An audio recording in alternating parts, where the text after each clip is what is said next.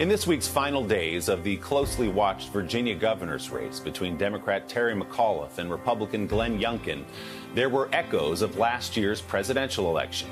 Some Republicans accused Democrats of voter fraud, and a small army of poll watchers was put in place to monitor the integrity of mail-in voting. Across the country, the ongoing false claim of a stolen 2020 election and conspiracy theories about how it happened are fueling big changes in the way America counts and certifies the vote, with an eye to the elections of 2022 and 2024. NBC News Capitol Hill correspondent Ali Vitali has our Sunday focus.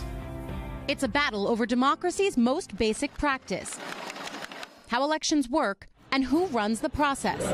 Former President Donald Trump's 2020 loss and subsequent lies about what happened triggered a rush to action from Republicans.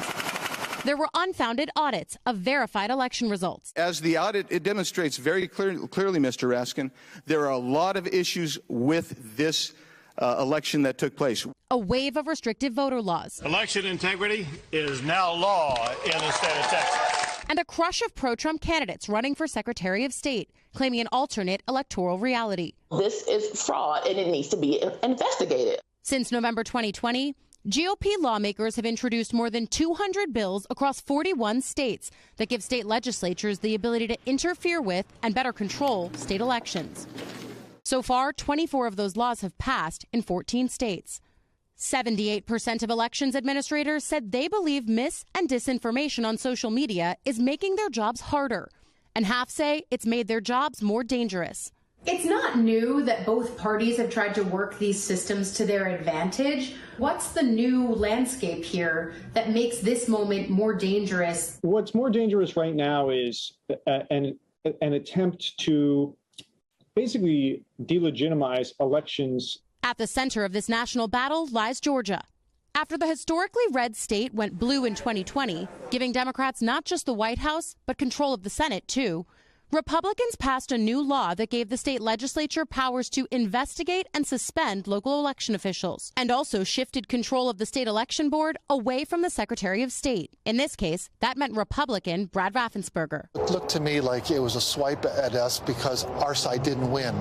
Raffensperger drew Trump's ire for resisting pressure to find the votes to change the election results. Now he's facing a tough primary challenge from pro-Trump Congressman Jody Hice. We have got to restore election integrity in this state that Brad Raffensperger has destroyed.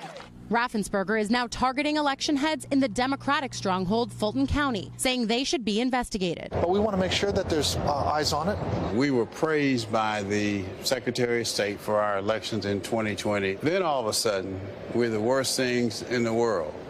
What happened? It's all about supporting the big lie from former President Trump.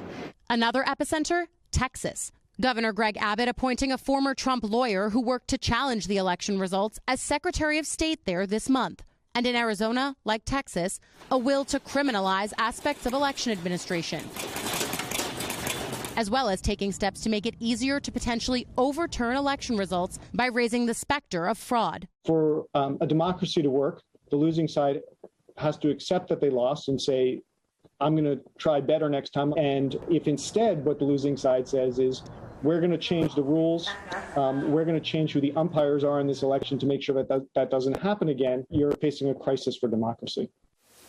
And Ali joins me now live. Ali, good morning. It's great to see you. Democrats have been trying to push back a little bit here. Not long ago, it appeared Congress would pass at least one of the voting rights bills it was debating, perhaps the one named for civil rights icon John Lewis. But those talks, like many others, have stalled. So are Democrats holding out hope they may be revived at least in time for the 2020 midterms?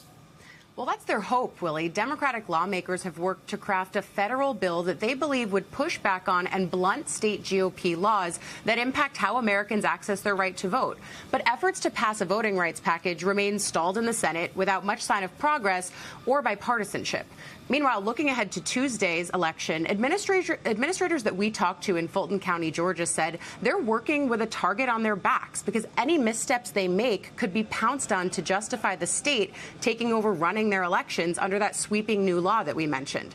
More than anything, though, Willie, election experts stress the more politicized and confusing that voting becomes, the less trust Americans will have in the process. That's a question that goes straight to the heart of democracy.